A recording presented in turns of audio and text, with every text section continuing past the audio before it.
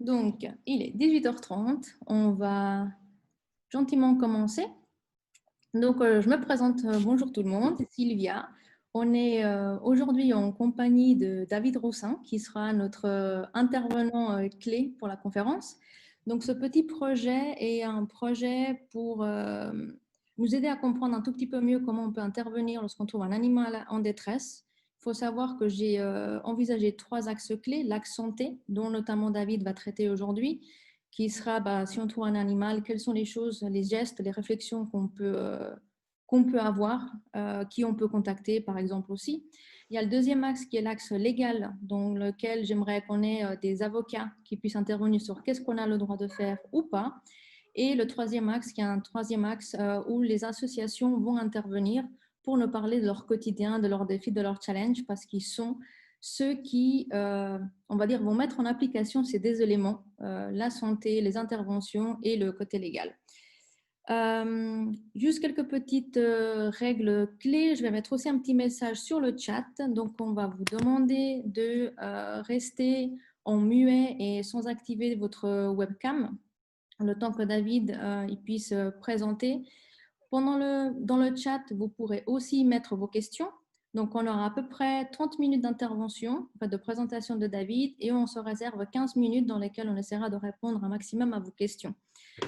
Si des questions après sont brûlantes, il y a toujours la page Facebook ou LinkedIn de l'événement où vous pourrez éventuellement les mettre si vraiment c'est très urgent ou critique. On est à votre disposition et on va se lancer. Donc, je vais passer la parole à David. Mais juste avant, juste vous dire que David est dans le monde de la relation homme-animal et notamment dans faire les premiers soins aux animaux depuis plus d'une vingtaine d'années. Donc, on a la chance vraiment aujourd'hui d'accueillir une pointure et une personne qui a créé une formation vraiment certifiée et exprès pour ça. Donc, voilà, je te passe la parole, David. C'est trop gentil, Sylvie. Non, donc bonjour à tout le monde déjà. Donc c'est pas 20 ans que je suis dans cette partie-là, j'aurais bien voulu en fait, parce que j'avoue que c'est vrai que j'ai peut-être perdu un peu de temps à faire autre chose. Non, j'ai 23 ans dans la partie premiers secours pour les humains et j'ai une première partie de vie à l'armée avant de basculer dans les premiers secours pour les animaux. Donc rapidement, hein, donc je m'appelle David Roussin, donc j'ai 48 ans et depuis 6 ans maintenant, on a tout plaqué en famille pour s'occuper de gérer, comme le disait Sylvia, la relation homme-animal totalement en ouverture et surtout en respect autant de l'homme que de l'animal. Et on a défini qu'il fallait mettre en place des formations de premiers secours, tout simplement parce que notre chien, notre chat nous donne tout ce qu'ils ont. Toujours, toujours, toujours, ils y pensent jamais, mais ils donnent. Et nous, en contrepartie, qu'est-ce qu'on est capable de faire le jour où il y a un problème? Une partie d'entre nous va aller très très vite chez le vétérinaire alors qu'il y aurait peut-être des choses à faire ou des choses à ne pas faire. D'autres, un peu moins alarmistes, vont y aller le lendemain et il aurait peut-être fallu y aller plus tôt. Donc la question se posait de savoir qu'est-ce que je fais, qu'est-ce que je ne fais pas. Et pour ça, on s'est rapproché de vétérinaires et on a créé une formation au nom d'Humanimal. Donc Humanimal est le nom de mon organisme de formation qui est aujourd'hui certifié et référencé. On est Datadocké, on est Calliope. Et on a créé une certification de premier secours pour les chiens et pour les chats qui a été reconnue au mois de janvier cette année par le GIPSA, qui est l'organisme certificateur qui dépend des vétérinaires et du ministère de l'Agriculture français. L'idée était de dire qu'on ne doit pas tomber dans une mode du premier secours, mais il faut absolument que chacun d'entre nous, qu'on soit simple propriétaire ou qu'on soit professionnel, on ait exactement la même conduite à tenir, les mêmes gestuels, et tout simplement parce que l'animal mérite qu'on fasse tous la même chose et qu'on n'ait pas de regret ou de remords par rapport à un geste qu'on a effectué. Voilà. Donc ça, c'est une formation qui dure 14 heures, 2 jours pour une certificative. Sinon, on fait des formations, des sensibilisations qui durent une journée. On est présent en Suisse, on a fait un partenariat avec l'ESU, donc l'ESU avec Plière de Gio. Donc on fait des formations maintenant une fois par mois chez vous. Donc l'ESU, c'est l'école des secours d'urgence. Et on est au niveau de Lausanne à l'heure actuelle. Voilà, tout ce que moi j'ai à vous dire. Si c'est à côté de ça, je suis enquêteur maltraitance animale en France. Je suis aussi formateur pour les chiens dits dangereux chez nous et je forme aussi les enfants au niveau petit âge de l'abord de l'animal. Voilà. Donc je vais attaquer donc mon petit déroulé. Donc nous avons décidé avec Sylvia de parler de déjà 2 gros sujets. Le premier des gros sujets, on est en été, va concerner ce qu'on appelle le coup de chaleur. Voilà. Souvent, beaucoup d'entre nous, on a des chats, on a des chiens, on se pose la question de savoir est-ce que c'est grave, est-ce que c'est pas grave, comment ça arrive et qu'est-ce que je dois faire le jour où par mégarde, il m'est arrivé l'accident.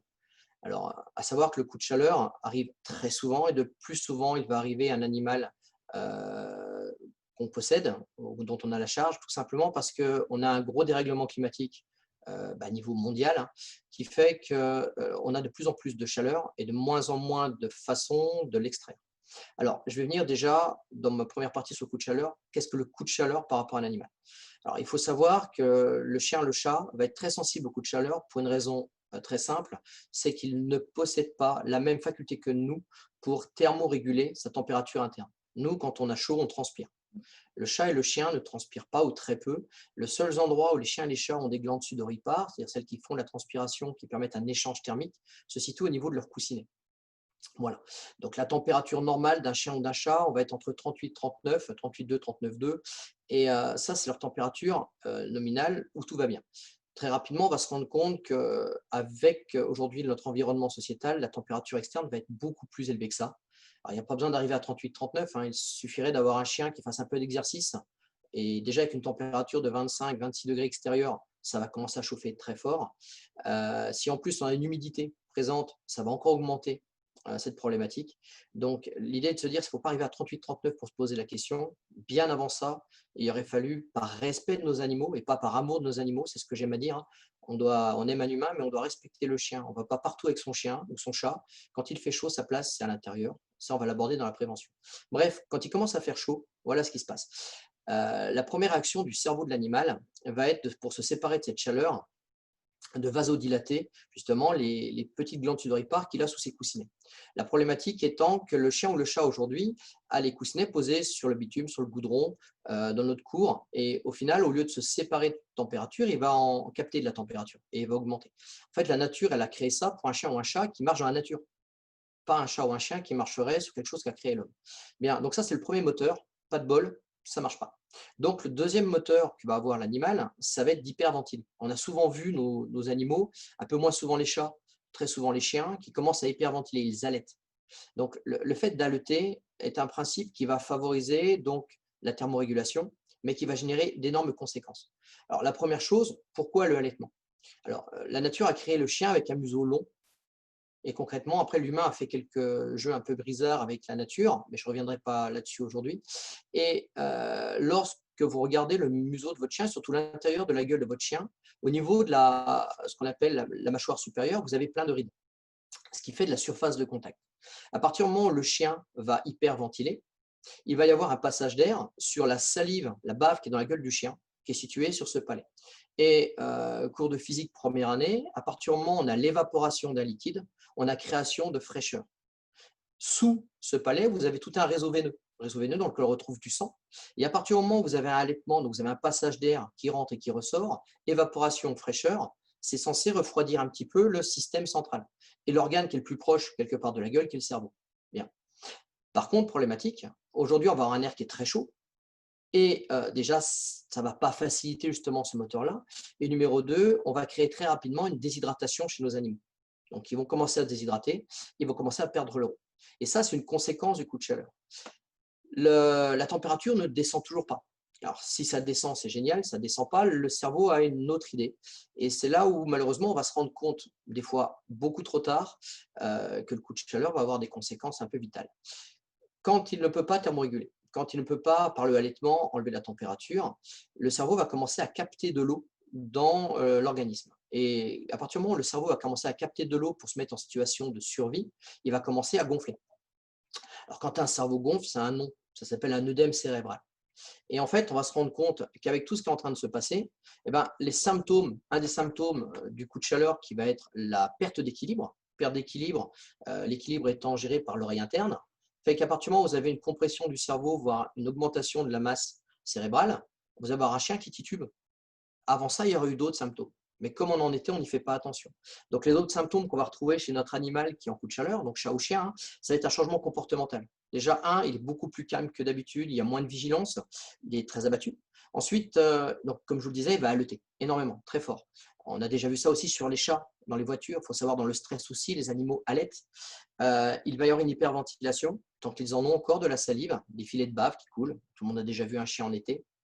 Ils vont avoir très soif. Maintenant, s'ils avaient de l'eau à à leur disposition, ils boiraient en permanence, hein, mais quand ils n'en ont pas, ils n'en ont pas. Et là, la déshydratation, on va voir après dans la deuxième partie de cours comment je vérifie la déshydratation, mais elle va s'installer. Si on regardait la gueule de notre animal, on se rendrait compte qu'à l'intérieur de sa gueule, au niveau des muqueuses, elles sont devenues très rouges, jusqu'à devenir un peu cyanosées bleues. Puis il va commencer de vomir. Alors, attention, tous ces signes ne sont pas obligatoires, hein. Donc il peut vomir ou pas vomir. Encore une fois, pour vomir, il faut qu'il y ait quelque chose à vomir.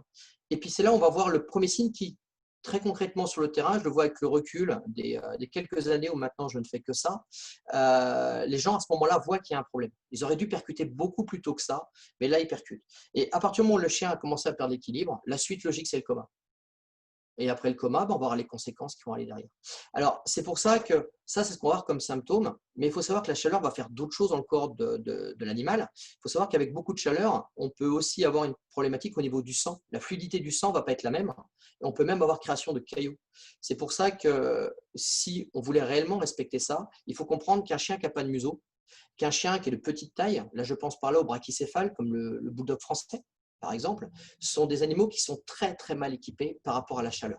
C'est pour ça qu'il va falloir énormément jouer sur ce qu'on va appeler la prévention du risque. D'accord? Donc, maintenant qu'on connaît les symptômes, la prévention, pour commencer, si on est à une période chaude, on ne promène pas ces chiens la journée. Si on doit promener ces animaux, il faut les promener à partir du moment où il fait encore frais. Donc, ça va être soit très tôt le matin, soit tard le soir. Attention, j'attire votre attention qu'avec une période de canicule, ça sous-entend que l'amplitude thermique entre le jour et la nuit n'est pas réellement présent, ce qui veut dire que même à 2 heures du matin, il peut encore faire très chaud.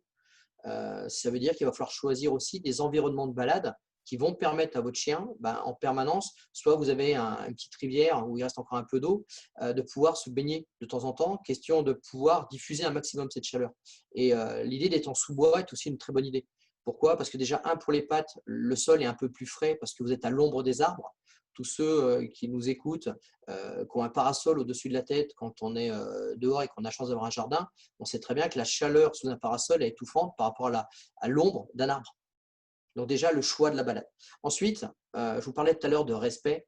On ne promène pas un chien parce qu'on a envie de se promener avec. Si on respecte son animal et qu'il fait très chaud, vous devez le laisser à la maison en fermant un maximum les volets, question qu'il y ait de l'ombre à la maison, et vous devez en permanence avoir des gamelles d'eau. Pas une, plusieurs gamelles d'eau, tout simplement parce que s'il la fait tomber le matin à 10 heures, il pourrait y avoir des problèmes. Donc, mettez de l'eau. Ensuite, ceux qui ont la chance d'avoir une climatisation, c'est bien pour vos animaux. Sinon, un simple ventilateur avec dedans, vous mettez dans votre maison, il faudra avoir une serviette qui est totalement imbibée d'eau. Il faut savoir que, comme l'évaporation crée de la fraîcheur, si vous avez le ventilateur qui va viser un endroit où il y a un peu d'eau, alors faites attention à ce que le chien ou le chat ne puisse pas faire tomber le ventilateur, bien sûr, il y a l'électricité dedans, mais l'évaporation de cette serviette imbibée dans un récipient va créer en permanence de la fraîcheur.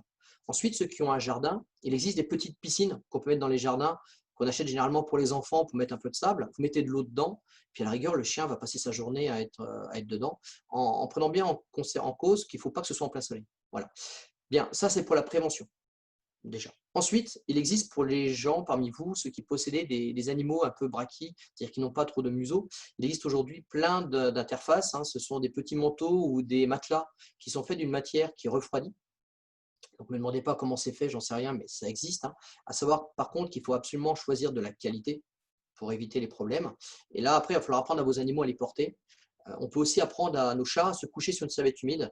Voilà, moi, je travaille par exemple avec Hugues Martina de Equilicat, qui est pour moi le maître à penser en termes de comportementalisme chat.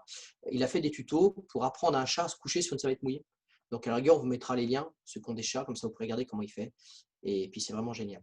Donc, ça, c'est pour la prévention. Ensuite, l'action. À partir du moment où vous avez un coup de chaleur sur votre animal, c'est plus le moment de commencer à crier, à pestiférer, c'est le moment d'intervenir. Déjà, la première chose à faire, quand vous voyez que ça ne va pas bien, qu'on en soit arrivé où qu'on veut dans l'échelle que je vous ai ciblée avant, la priorité, c'est de retirer votre animal de la chaleur.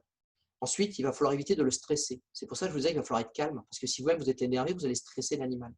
Une fois que ça c'est fait, il va falloir le mettre à l'ombre et le refroidir. Alors pour le refroidir, rien de mieux que de l'eau. Donc il ne faut pas le mettre dans une piscine, il ne faut pas l'immerger. Il faut le mouiller au maximum et faire descendre la température de l'animal. Pour faire descendre la température de l'animal, le plus simple est de pouvoir avoir, il existe aujourd'hui soit enfin des bouillottes, mais l'inverse d'une bouillotte, c'est-à-dire des poches à froid instantanées ou des glaçons. Et il faut refroidir un maximum du volume sanguin sans surtout créer de grosses amplitudes thermiques. Je m'explique, si vous mettez du glacé au niveau du ventre de votre chien, le contact du glacé sur le chaud peut créer ce qu'on appelle une électrolyse du sang, ce qui peut créer aussi des cailloux. C'est pour ça qu'il va falloir mettre une grosse serviette en boule sur le ventre de votre chien. Vous mettez par-dessus du froid et ça va diffuser.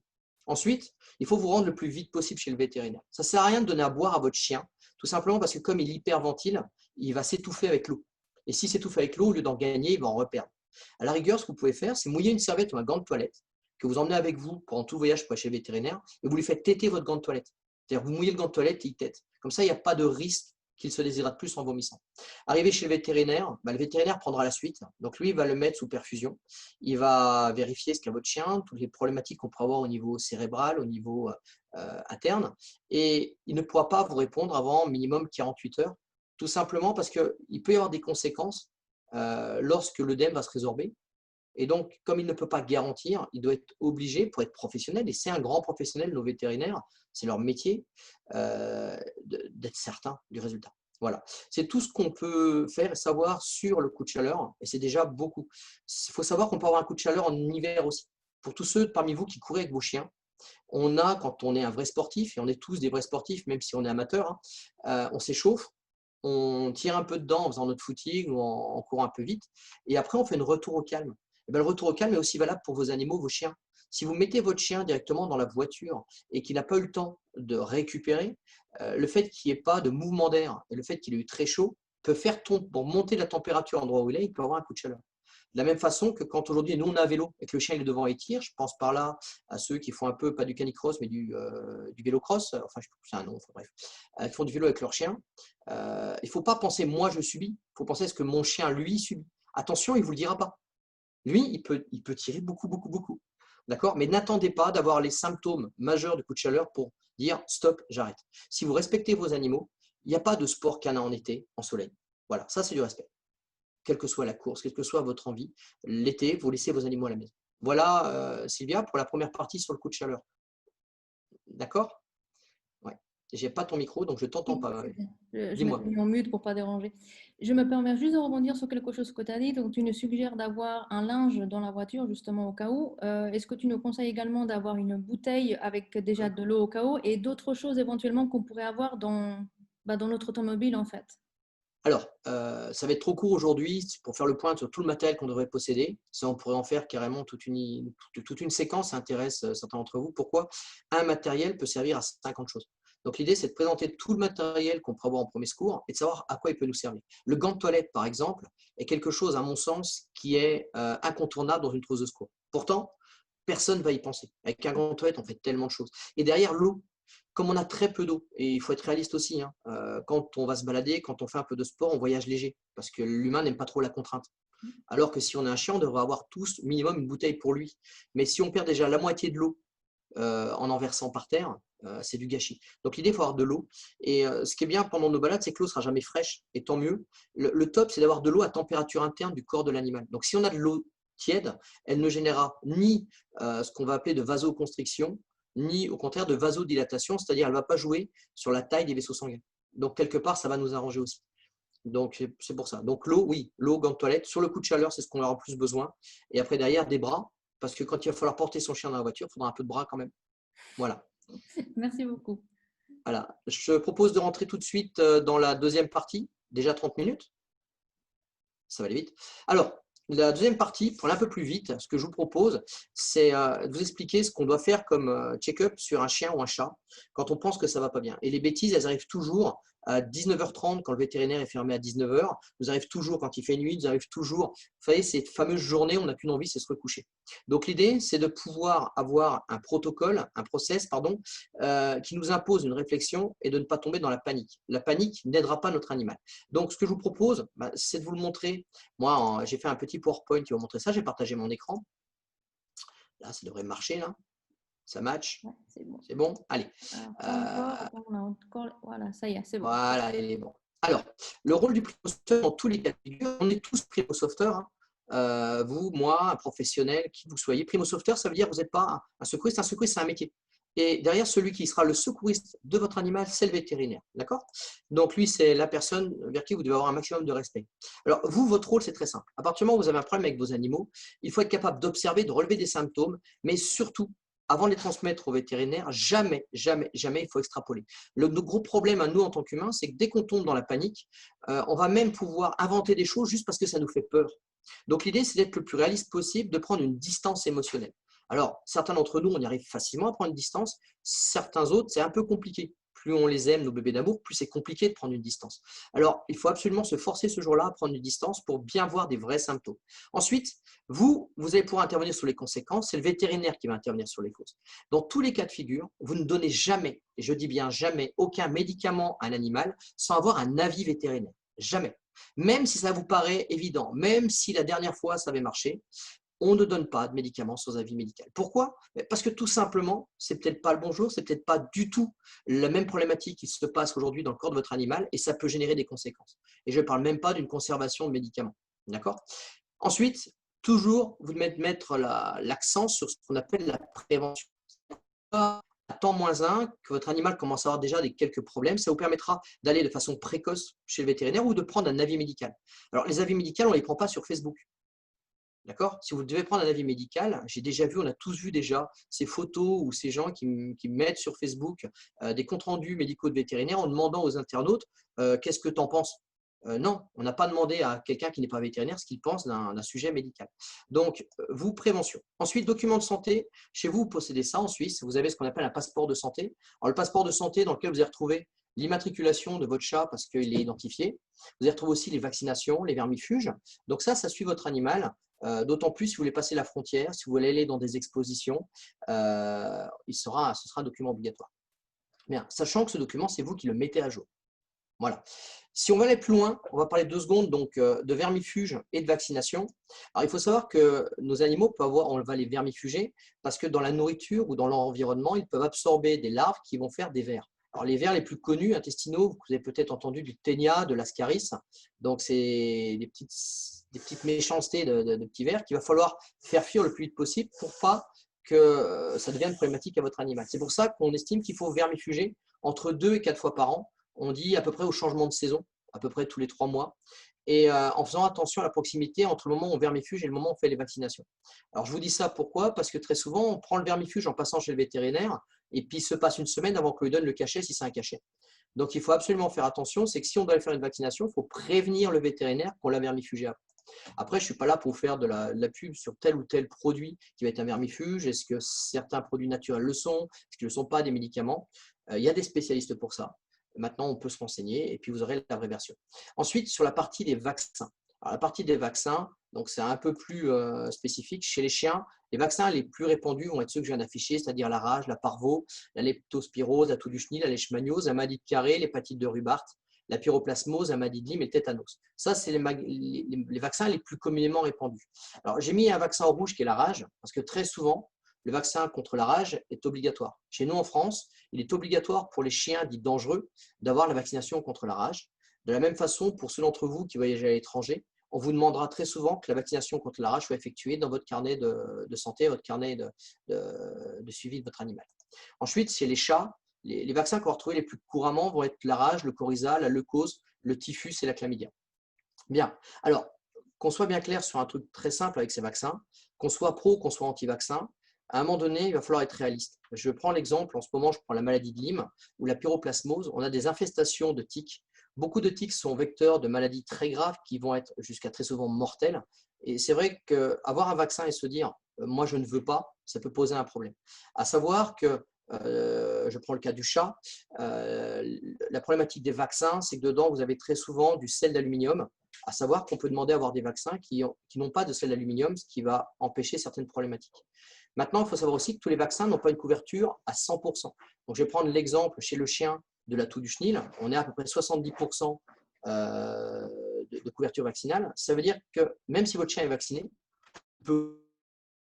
Donc, attention à ça parce qu'à ce moment-là, il peut être asymptomatique du problème. Donc ça, j'attire là-dessus votre attention. Un vaccin ne veut pas dire 100%. Bien. Maintenant, qui vous allez appeler quand vous avez un problème? On va appeler notre vétérinaire, parce que c'est ce qui paraît le plus simple. À partir du moment où on va appeler notre vétérinaire, c'est être le plus proche si on a une urgence. Commencez pas à faire des centaines de kilomètres avec un animal qui va être pour vous gravement malade. Ensuite, vous avez un centre antipoison. Donc, le centre antipoison, eh ben là, c'est Clini-Pharma, Clini-Tox, qui se situe à Zurich. Donc, vous aurez les liens pour pouvoir vous y rendre directement. C'est un site internet. L'idée étant d'être le plus précis possible quant à l'état de votre animal, à partir du moment où vous allez avoir cet interlocuteur au téléphone. D'accord? Donc, j'avance un peu plus rapidement. On vous posera, si au centre antipoison, des questions sur qu'est-ce qu'il a absorbé, il en a mangé combien et depuis combien de temps il a des symptômes. Alors, encore une fois, dire je ne sais pas fait de vous quelqu'un de crédible. Ce n'est pas parce que vous n'avez pas vu qu'il faut absolument donner une réponse. Il suffira de dire je n'ai pas vu, j'en sais rien. Ensuite, si on doit localiser la plaie sur un animal, donc j'ai mis une photo d'un chien égyptien, juste pour mettre 2-3 mots. L'idée, c'est que votre vétérinaire, vous l'aurez au téléphone. Et si on l'a au téléphone, lui ne voit pas, il entend vos mots. Être capable de situer le plus précisément possible une blessure va pouvoir lui permettre à lui de poser un diagnostic. D'accord? Voilà. Donc, un mot qu'on ne connaît pas trop, à part ceux qui sont chiens, le chanfrein, qui est la partie haute du museau, par exemple. Bien, si je rentre un petit peu à l'intérieur, j'ai fait exprès là, parce que je ne suis pas sectaire, j'adore les chats, j'en ai 6. Là, je vous ai mis un chat. Et pour vous localiser quoi? Déjà ici, donc vous avez en jaune ce qu'on appelle la moelle épinière. La moelle épinière sous-entend quoi? C'est que si votre animal est tombé, il ne faut surtout pas qu'il y ait une torsion, une flexion de cette moelle épinière. C'est pour ça qu'il faudra le porter à plat. Ensuite, je vous ai mis l'intérieur pour vous montrer quoi? Qu'on ne prendra jamais un animal en prenant par le ventre, avec une main sous le ventre, parce que là, la ligne bleue qui va s'appeler le diaphragme, qui est un muscle, qui sépare ce qu'il y a sous les côtes et ce qu'il y a dans l'abdomen, vous avez quasiment tous les organes dans l'abdomen. Et le fait de mettre une main sur le ventre de votre animal, vous pouvez ajouter des conséquences à son problème. C'est pour ça qu'on prendra toujours un animal par l'arrière-train et par l'avant des épaules. Voilà. Allez, c'est tout ce qu'on a à savoir pour nous. Je suis désolé, on n'est pas médecin, savoir où sont les reins. Première chose qu'on doit savoir, le comportement. Vous êtes la seule personne à connaître le comportement normal de votre chat ou de votre chien. Un éleveur, un comportementaliste, qui vous voulez, un éthologue, lui connaît dans l'environnement le comportement normal d'un animal, mais dans un environnement pas forcément modifié par l'humain. Nous, à partir du moment où on a la chance de vivre avec un compagnon poilu, on va modifier ce comportement. Et on va se rendre compte que des fois, sur 6 chiens de même race, on aura 6 comportements différents. Mais la seule personne, et j'insiste, la seule personne qui est au courant de ce qui est normal ou pas normal, au départ, c'est vous le propriétaire. Donc quand vous voyez qu'il y a un truc qui ne va pas bien, vous devez à ce moment-là percuter et relever ce qui ne va pas bien. En cas de doute, vous appelez le vétérinaire. La température, on en a parlé tout à l'heure, la température sur un chat ou un chien, on va se retrouver à 38-39 degrés de température, mais je mets une petite pondération, 1 degré de plus ou de moins peut être la norme. Je prends l'exemple d'un chien qui en était fait du sport. Il est normal que la température du chien soit à 40 degrés parce qu'il a fait du sport. Ensuite, les choses qui font monter la température, ça va être la digestion et ça va être le cycle menstruel pour les femelles. D'accord?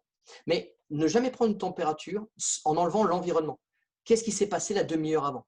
Pour être certain. Et la température, on va la prendre au niveau de l'anus. Alors, c'est là où on doit absolument faire ce qu'on appelle du soin coopératif avec nos animaux. Il faut les habituer à prendre la température sans que ça génère chez eux un certain stress. C'est pour ça que vous allez devoir dédramatiser l'acte de prendre une température. Ça vous permettra aussi de savoir où il en est dans votre coup de chaleur dont on a parlé tout à l'heure. Donc, un thermomètre, et on va le prendre toujours au niveau anal. 38-39 étant la norme. Ensuite, le deuxième test qu'on doit faire, c'est le fameux test d'hydratation dont on a parlé tout à l'heure dans le coup de chaleur. Alors, le test, il est facile à faire sur n'importe quel animal, sauf si vous avez ce qu'on va appeler un charpet. Vous allez comprendre pourquoi. C'est parce qu'il faut pincer la peau de l'animal au niveau de l'échine. Et cette peau, une fois que vous l'avez pincée, elle doit revenir instantanément en place. Si elle passe les 2,5 secondes avant de revenir en place et que ça donne un peu un aspect cartonné, là, on vient de franchir les 10% de déshydratation. Et là, le bilan clinique vital est engagé. D'accord? Donc, je prends la peau, je la pince, elle redescend à sa place en moins de 2,5 secondes. D'accord? Je vous ai dit, le charpet, ça ne marche pas parce que ceux qui connaissent le charpet, c'est un tas de plis et c'est un peu compliqué. Deuxième chose que l'on peut faire, c'est de vérifier les gencives de votre animal. Alors, chat ou chien, les gencives d'un chat ou d'un chien doivent toujours être humides, non sèches, non collantes. À partir du moment où les gencives vont être humides, vont être sèches ou collantes, c'est la déshydratation. J'attire votre attention sur ce qu'on appelle un faux positif. Il est possible que votre chien ou votre chat ait vomi. À ce moment-là, s'il a vomi, les muqueuses, elles ne seront pas sèches. Mais ça, c'est une conséquence du vomi. D'accord? Ensuite, on en arrive à la ventilation. Alors, la ventilation, vous retrouverez sur plein de sites des chiffres. Alors, on va en parler tout de suite de ces chiffres. Première chose, la ventilation de votre animal, il va falloir faire un point sur ce qu'est la norme. Et là, vous allez vérifier à quel rythme il respire quand il dort le soir, tout simplement. Par quel biais? Vous vérifiez déjà que sa ventilation elle est ample et régulière. Et vous allez regarder sa cage thoracique. comme le fait Paco, là, en mettant la main sur le cage thoracique et vous comptez combien de fois sur une minute ça monte et ça descend, tout simplement.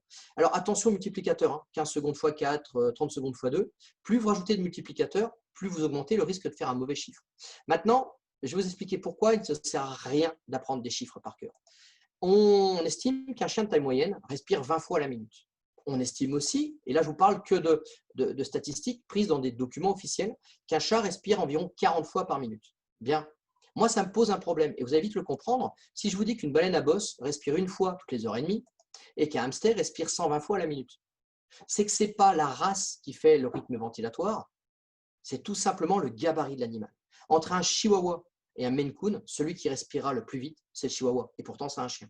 Donc l'idée, c'est n'apprenez pas des chiffres, vérifiez et connaissez le chiffre de votre animal. D'accord? Bien. Ensuite, le rythme cardiaque. On a presque fini là-dessus.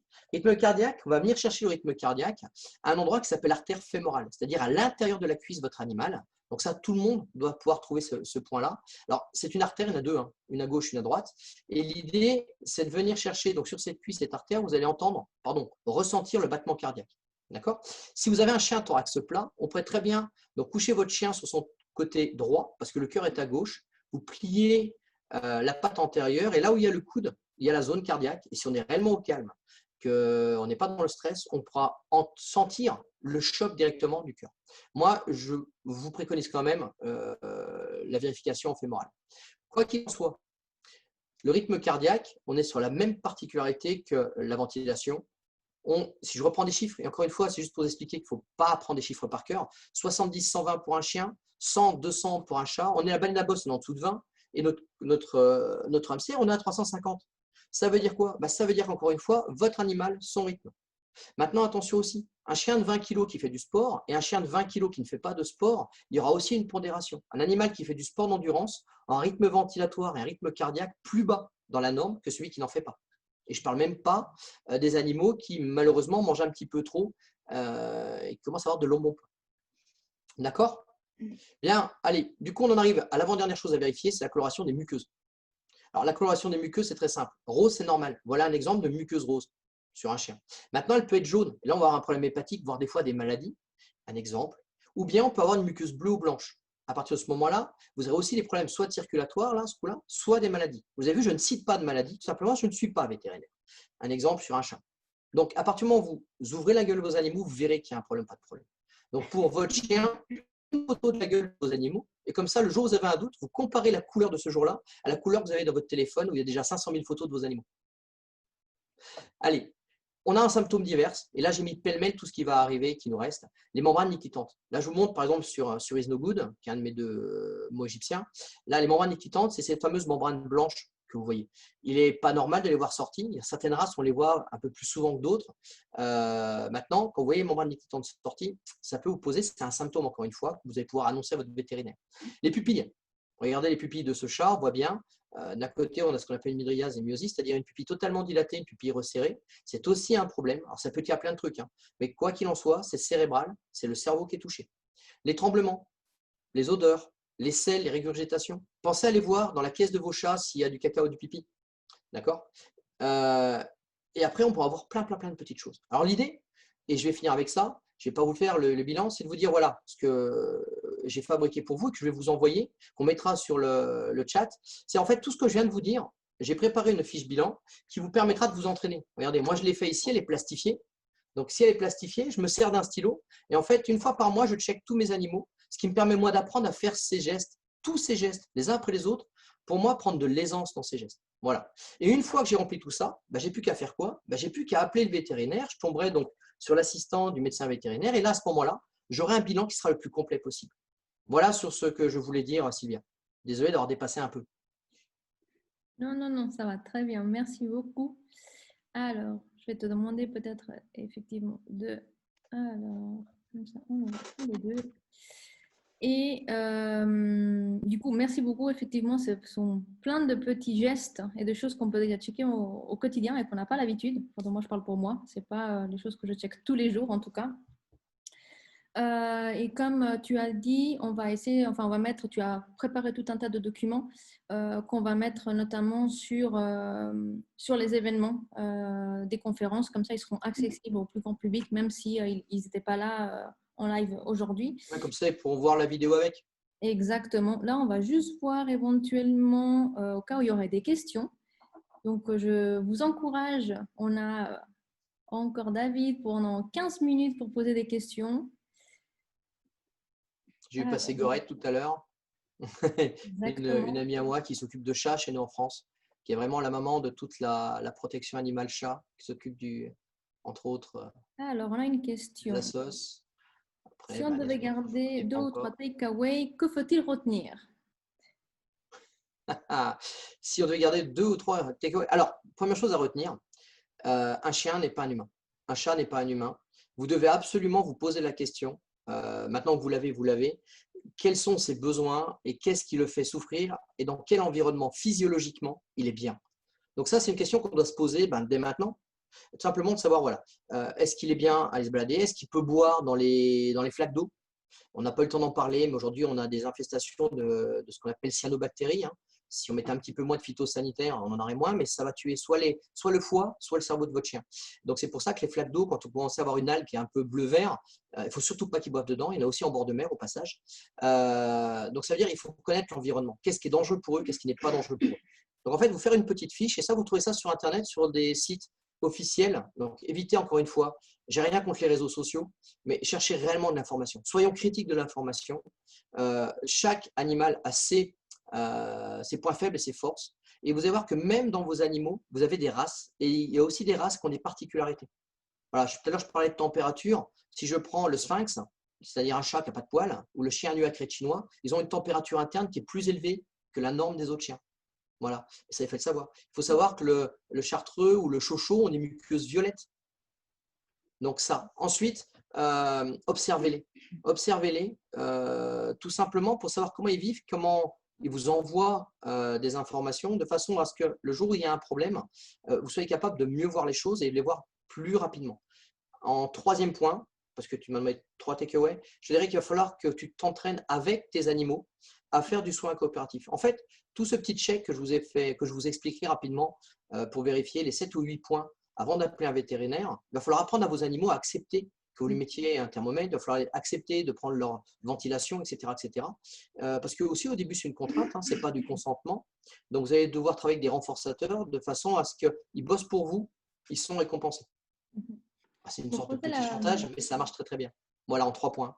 Super, merci David. Je me posais la question du coup, justement par rapport à cette fiche, pour en tout cas au niveau des éléments à vérifier. Tu as mentionné tout à l'heure qu'on peut effectivement aussi trouver un chien blessé, enfin, qui pourrait se faire shooter par une voiture ou autre. Est-ce Mm. qu'éventuellement tu nous recommanderais d'avoir cette fiche, peut-être même dans la voiture, qui nous permettrait peut-être de faire un petit point de situation avant d'appeler le vétérinaire ou les secours qui vont venir peut-être chercher l'animal ou avant d'emmener l'animal? Alors, pour être très clair avec cette fiche, elle a même été créée. Alors, au début, elle a été créée pour les problématiques de symptologie. Je ne suis pas bien à la maison, il y a un problème. Mais je vous repartage 2 secondes la fiche. Vous allez voir, il y a un truc important sur cette fiche. Je sais pas, on la revoit la fiche là ou pas? Parce que Pas moi, je ne vois plus encore, mon c'est écran. bon, ouais, on la revoit. Voilà, regardez bien. Gestes effectués, environnement, circonstances, cause probable empoisonnement, comportement d'animal. La partie environnement, ça peut être l'accident en fait. Tout comme la partie des gestes que vous avez effectués. Donc, cette fiche, elle peut vous arriver dans la rue par rapport à une hémorragie, par rapport à un chat ou un chien qui a pu prendre, comme tu disais, un shoot avec un véhicule. Mais là, il y aurait d'autres choses à prendre en compte. Ce serait surtout toute une partie qu'on devrait aborder qui s'appelle la protection. Et dans la protection, c'est savoir intervenir sur un animal qui a été stimulé, qui est soit stressé, soit blessé, qui peut devenir une vraie arme. Mais ça, ce sera un autre sujet. Mais oui, la fiche, elle peut vous servir tout le temps. Et encore une Le fois, fonctionnement n'est pas le nôtre en plus. il Donc, faut que ça devienne une routine. Tous ceux parmi vous qui voient ou qui verront cette vidéo, vous savez comme moi qu'on panique pour tout et n'importe quoi avec nos animaux comme avec nos enfants. Plus vous allez vous habituer dans le drill, dans la répétition de gestes, plus ça entrera dans la routine, plus vous avez une chance d'être bon ce jour-là. Voilà. on a une autre question. Où pouvons-nous nous procurer des poches à froid ou à chaud en cas d'urgence? Alors, les poches à froid ou à chaud. Alors, première chose, évitez certains sites. Vous allez les retrouver pas cher, mais pour du pas cher, vous aurez du pas forcément qualitatif. Les pharmacies. en ont. Déjà des poches à chaud, des poches à froid. S'ils n'en ont pas, ils peuvent en commander. Ensuite, vous pouvez en commander sur Internet à partir du moment où vous connaissez la référence de ce que vous recherchez. D'accord? Donc, je vais vous préconiser, par exemple, des poches à froid et des poches à chaud. Il existe de très bonnes, par exemple, en Italie, de grands gabarits. Il en existe en Suisse aussi, chez vous, c'est déjà génial, qui sont de grande taille. Et qui dit matériel de grande taille dit plus de durée. Après, sur les équivalents de prix, je vous dirais, là, on regarde qu'en ce moment, on a la chance de travailler avec les forces armées françaises. Tout le matériel avec le Covid a pris un prix totalement presque inacceptable sur Internet. Par exemple, les gants, on n'a pas de gants avant décembre. Et les poches à chaud, les poches à froid en été, elles sont elles aussi en train d'augmenter. Donc, c'est vrai que le matériel, on peut le retrouver donc, sur Internet, sur des sites choisis, chez les vétérinaires, pas trop, quoique, pourquoi pas, à la pharmacie. Mais ce serait mieux de s'équiper de choses froides en été, et de choses chaudes en hiver, un peu comme la mode. Ce sera moins cher. Mais voilà. Sinon, vous me chattez en Messenger ou autre chose, et puis on verra où on peut en trouver ailleurs. Du coup, moi, je profite pour te poser une question sur typiquement, et après, je vois qu'il y en a, non, il n'y a pas d'autres questions. Si on prend le cas effectivement du coup de chaleur et qu'on imagine il y a plein de personnes que je vois qui vont faire leurs courses, ils ont leur chien dans la voiture, et puis c'est juste histoire de 20 minutes, 30 minutes. Tu as très bien expliqué qu'en 20 minutes, on peut tuer son animal. J'imagine que si la personne du coup ne peut pas enclencher la clim, est-ce qu'il est préférable, même s'il fait chaud, de laisser les fenêtres ouvertes? Qu'est-ce que tu conseilles? Est-ce que c'est une histoire d'être avec la chaleur enfermée, ou si les fenêtres sont ouvertes, ça peut atténuer l'effet de la chaleur? Ou est-ce qu'il y a des conseils et des précautions vraiment clés à prendre, même si c'est pour une courte durée? Alors, je vais être très franc avec vous pour une courte durée. Et en plus, on se rend compte aujourd'hui qu'il peut y avoir très chaud, beaucoup de chaleur en février. Il doit pas. Enfin, mon premier conseil va être tout simplement d'éliminer le fait que le chien et la voiture sont en même temps au même endroit. Pourquoi? Parce qu'une voiture blanche, une voiture noire, tu n'auras pas le même effet à l'intérieur. Ensuite, à partir du moment où tu mets la clim, il faut savoir que pour qu'il y ait la clim, dans beaucoup de voitures, il faut que le moteur il tourne. Mais là, on aimerait bien avoir la clim tous, mais ce n'est pas forcément le cas. Ensuite, ouvrir tes fenêtres va générer un risque aussi de potentiellement quelqu'un qui essaye d'ouvrir ta voiture. On est aussi dans une société un peu bizarroïde. Après, on aimerait tous avoir des Doberman ou des Rottweiler sans muselière dans la voiture. À ce moment-là, tu peux même laisser ouvert avec les clés sur le contact, il n'y aura pas de souci. Non, concrètement, il faut qu'il y ait un brassage d'air. Donc, il faut, si vraiment je n'ai pas le choix, je garde ma voiture à l'ombre et je laisse un peu ouvertes les fenêtres, mais au moins 2 fenêtres pour qu'il y ait une circulation d'air. Mais ça, c'est réellement si je n'ai pas le choix. Voilà. Juste pour la petite anecdote, moi j'avais eu une collègue de travail il y a beaucoup d'années qui, elle, souffrait de bouffées de chaleur, et elle avait accroché à son écran en fait un petit ventilo qui fonctionnait à pile. Donc éventuellement, s'il y en a qui veulent avoir des idées, c'est peut-être quelque chose qu'on pourrait accrocher à la voiture aussi pour générer du brassage d'air potentiellement frais. On a une nouvelle question. Si nous trouvons un chien en détresse dans une voiture fermée, pouvons-nous casser la vitre sans conséquences fâcheuses? Et c'est là on arrive au point bloquant qui, je pense, alors je vais juste commencer de répondre. Je vois le temps qui défile, c'est toi qui dis quand est-ce qu'on arrête. Nous, en France, on a une réglementation qui n'est pas la même que la vôtre. Si je prends, chez vous, vous avez aussi un code pénal, on a un code pénal chez nous, et on a ce qu'on appelle un état de nécessité. D'accord? Et vous avez un état de nécessité licite, je ne sais plus comment il s'appelle. Enfin, j'ai un peu regardé comment ça fonctionnait. À partir du moment où vous avez une vie en danger, on devrait être capable de faire quelque chose. Mais je ne vais pas m'engager plus loin que ça sans que tu aies eu d'avis d'un avocat suisse. Pourquoi? J'ai la chance d'avoir étudié, on a commencé donc les formations de premier secours en Suisse, côté de Lausanne. J'ai étudié votre LPO, enfin votre loi de protection animale, qui fait une vingtaine de pages, et votre ordonnance, qui en fait à peu près 180. Vous avez 2 documents. Nous, en France, pour la même chose, voilà, ça, c'est le code de l'animal. Et c'est écrit en tout petit. Ça veut dire quoi? On n'a pas du tout, et je ne parle même pas du code pénal, du code rural, la même réglementation. Donc, en fait, aujourd'hui, on va pouvoir lire n'importe quoi sur les réseaux sociaux. Moi, je prends exemple en France, c'est pas faux de le trouver. Un policier m'a dit que tu as le droit de casser une voiture. C'est totalement interdit. C'est totalement interdit. Alors, maintenant, même quand c'est interdit de rouler à plus d'une certaine vitesse sur la route. Si on roule plus vite, on assume. Donc, ce n'est pas parce que c'est interdit qu'on ne va pas assumer d'avoir fait un geste de casser une vitre pour récupérer un chien. Mais on se doit de connaître la réglementation en vigueur, de façon assumée, de façon adulte, les responsabilités de nos actes. Nous, chez nous, il faut avoir absolument prévenu donc, les forces de l'ordre. Derrière, on doit, pour être en état de nécessité, avoir une attestation faite par un spécialiste qui va attester que l'animal est réellement en danger vital, sans compter qu'à partir du moment où il y a un bris de glace et qu'on est rentré dans un local qui était privé, la voiture, ça génère d'autres conséquences. C'est pour ça que c'est beaucoup plus complexe que ça peut y paraître. Je vous mettrai quand même en téléchargement un titre que j'ai fait qui fonctionne par rapport à la France, j'insiste, hein, sur qu'est-ce qu'on peut faire quand un animal est dedans. Maintenant, comme je vous le dis, hein, j'ai commencé il n'y a pas si longtemps, on a commencé avec l'ESU il y a un mois, enfin, on devait commencer avant le Covid, mais on a réellement commencé il y a un mois sur les premiers secours, et j'avoue que petit à petit, je lis un peu votre réglementation, toute la réglementation suisse, mais même s'il y en a beaucoup moins que chez nous, c'est pas du tout la même façon de voir les choses. Mais je pense, et ça, je pense que tu vas l'aborder avec les avocats quand ils seront là, savoir si c'est possible en Suisse de le faire. Je sais qu'en Belgique, ça a été rentré dans la réglementation. Voilà, donc Après, avec les cantons, pour je sais répondre pas. effectivement à la question de Neves, Dores, c'est effectivement, là, je suis en discussion avec des avocats parce que là, on fait ces conférences pour une audience, on va dire francophone, mais francophone, ça Mm. veut dire aussi plusieurs pays. Donc, étant en Suisse et en la France à côté, j'avais envie de faire les deux pays parce qu'effectivement, les législations et les conséquences peuvent être différentes.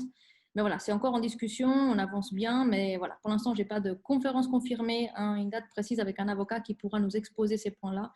Mais comme dit David, voilà, c'est en cours, mais nous, personnellement, on ne va pas se mouiller parce qu'on n'est pas connaisseurs et on a vraiment besoin des experts. Bah, c'est surtout qu'il y a un risque, hein. Chez vous, vous êtes un État où il y a des cantons. Chaque canton applique aussi une réglementation locale. Moi, je vois avec la Belgique, c'est la même chose, hein, entre Mm. flamand ou wallon. C'est deux choses différentes, surtout par rapport à la relation animale. Pour la France, c'est calibré. Maintenant, à force d'avoir fouillé, je pense avoir fait le tour de la situation. À chaque fois, moi, je travaille avec des avocats qui ont relu les idées que j'ai vues là-dessus. Donc, je vous mettrai quand même à titre d'exemple, j'ai bien dit à titre d'exemple, ce que l'on peut faire à partir du moment où vous êtes dans l'Hexagone. Mais dès que j'aurai les informations, bah, je les renverrai à toi, Sylvia, et tu le feras passer. Et puis on la mettra. On a encore le temps pour une dernière petite question. Est-ce que si on a qui se sentent motivés, qui ont une question brûlante, c'est le moment. Sinon, moi, je poserai une question de fin, peut-être en attendant à David. Je me posais la question si pendant cette période de Covid, de ton expérience, tu avais remarqué soit une hausse, soit une baisse peut-être des demandes de soins de premier secours, justement par rapport aux chiens et aux chats ou... Alors, le Covid a un double effet. Soit une partie de la population mondiale est passée totalement un peu comme avec le sida, c'est plus grave maintenant. Après tout, c'est une maladie de vieux. On se vaccine plus, on met plus de préservatifs. Là, c'est pareil. On va voir énormément de regroupements de gens qui ont pris compte que le Covid était terminé alors qu'il est bien là. D'ailleurs, on voit partout dans le monde qu'il y a une réaugmentation. La problématique à ce moment-là, c'est de savoir est-ce qu'on tombe dans la paranoïa, la panique, ou est-ce qu'on respecte tout simplement des règles sanitaires qui protègent tout le monde. Moi, j'ai vu en formation de moins en moins de gens venir tout simplement par peur de contracter une maladie en touchant un chien, en étant dans un espace, etc. etc., etc. On peut se murer. On peut se murer. Maintenant, de l'autre côté, à partir du moment où on met ce qu'on appelle les gestes barrières, hein, on peut très bien travailler, faire de la formation avec les gestes barrières. Nous, on travaille toujours. J'ai fait des formations encore, j'étais encore la semaine dernière avec des chiens. C'est-à-dire les gens, ils travaillent sur leurs chiens. Ils ont leur masque. Il faut désensibiliser les chiens à voir leur propriétaire avec des masques. Après, derrière, on travaille avec des gants. Mais de l'autre côté, le simple fait de bouger, que vous ayez un masque ou pas de masque, hein, de brasser de l'air, fait que si ça doit arriver, ça doit arriver. Il faut respecter les gestes barrières, mais il ne faut pas devenir paranoïaque des gestes barrières. Parce que l'accident chez vos chats, il arrivera toujours, l'accident chez vos chiens arrivera toujours. Et là, Gorette pourrait en reparler, parce qu'elle, elle bosse énormément. Moi, c'est vraiment quelqu'un que j'adore sur toute la partie chats abandonnés. Là, on a énormément de chatons abandonnés suite au Covid. Et c'est vrai qu'on arrive l'été avec déjà les pics d'abandon. Et tout simplement parce que les gens sont détachés des animaux pendant le Covid, voire certains ont carrément repris des animaux pendant le Covid pour aller se balader, par exemple. Et ça a créé plein de problèmes, tout ça. Ça a créé des animaux qui ont vu des humains 24 heures sur 24 à la maison. Ça a créé des gros problèmes sociaux parce qu'après, ils sont partis au travail, les gens. Et ça a généré des problématiques un peu particulières chez le comportement. Super. Alors, juste avant qu'on se quitte, j'avais envie de vous proposer juste de faire un petit questionnaire. Donc, je vais mettre ce qu'on appelle un polling à l'écran. Je vais demander aux participants qui étaient présents aujourd'hui de juste pouvoir répondre. Ça nous donnera simplement des informations sur comment vous avez entendu parler de cette e-conférence et qu'est-ce que vous nous en avez pensé. L'outil ne nous permet pas d'avoir des questions ouvertes. Donc, si vous avez du retour à nous donner, encore une fois, on a les événements Facebook et LinkedIn qui vont vous permettre à vous de pouvoir peut-être nous apporter du retour. Là, c'est voilà, juste pour pouvoir tirer un premier petit retour rapidement. Donc, c'est 4 questions. Ça devrait être rempli assez rapidement. Hop, je rebouge ça. Même moi, j'ai le temps de le faire. Même toi, tu as le temps de le faire. Alors, tac. Super. Non, ce qui peut être important aussi, pour ceux que ça intéressait, ce type de conférence, il y en aura d'autres hein, organisées par Sylvia. Faites passer le message autour de vous. C'est vrai que on parle un peu de tous les sujets. C'est une superbe démarche qu'a eu Sylvia, justement, d'aborder un peu toutes les problématiques autour de l'animal en cette période un peu chaude où on peut revoir et revoir donc des tutos ou bien des petites vidéos. Il faut vraiment parler de tout. La protection animale, la réglementation, la prévention. Il y a plein de choses à savoir. Et encore merci à Sylvia d'avoir mis en place ce genre de petite conférence. Bon, je vois qu'il n'y a pas malheureusement beaucoup de participation au niveau du petit questionnaire. J'ai eu que 2 petits votes, donc je vais quand même juste l'arrêter là. On ne va pas forcer les gens à, Un à essai, c'est donner la leur première avis chose. s'ils n'ont pas envie, effectivement. Super. Et puis, juste vous mentionner que demain, on a une nouvelle e-conférence. Cette fois, ce sera avec une représentante de la protection pour les oiseaux, donc la LPO, qui nous parlera de comment réagir et quels sont les bons gestes à avoir lorsqu'on découvre un animal sauvage en détresse. Et il y en a qui mettent, je ne vois pas le questionnaire. Ah. Alors, il devrait normalement encore être affiché à l'écran. Non, il n'y a plus. Que non. Malheureusement. Tant pis, je le mettrai éventuellement sur LinkedIn et sur Facebook, mais c'était simplement pour savoir comment vous avez entendu parler de cette conférence. Ensuite, est-ce que vous étiez content d'y avoir participé? Donnez-nous notre retour parce que c'est vrai que l'outil nous permet de mettre oui ou non. Donc, si vous n'avez pas été content ou si vous avez été content, c'est toujours positif d'avoir un feedback. Est-ce que vous estimez avoir appris quelque chose? Et là encore, ça nous intéresse de savoir quoi.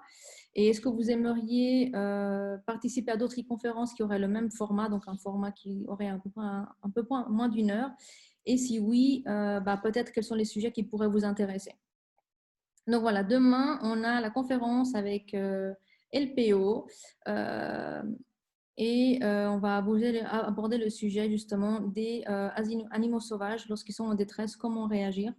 Et je me réjouis d'avoir cette deuxième conférence qui se prête certainement très intéressante parce qu'on ne l'imagine pas. Mais on a beaucoup plus d'animaux sauvages autour de nous que les gens l'imaginent. Donc voilà, on va arrêter ça. Et puis voilà, je suis David sur Facebook, je l'ai vu l'événement. Ah voilà, il y en a qui mettent des commentaires. Merci beaucoup de mettre les commentaires pour ceux qui ne voyaient pas le polling. Pour ma part, c'est tout. Je tenais encore à te remercier, David, de ton enthousiasme et d'avoir répondu présent. Je sais que tu es aussi partant justement pour en faire d'autres si les gens présentent de l'intérêt. Et voilà. Merci à Olivia. On est bien d'accord. Et voilà. Donc encore merci. Et on se retrouve demain pour la deuxième conférence de ce cycle d'e-conférences sur les interventions d'animaux en détresse. Merci beaucoup à tous. Bonne soirée. Bonne soirée.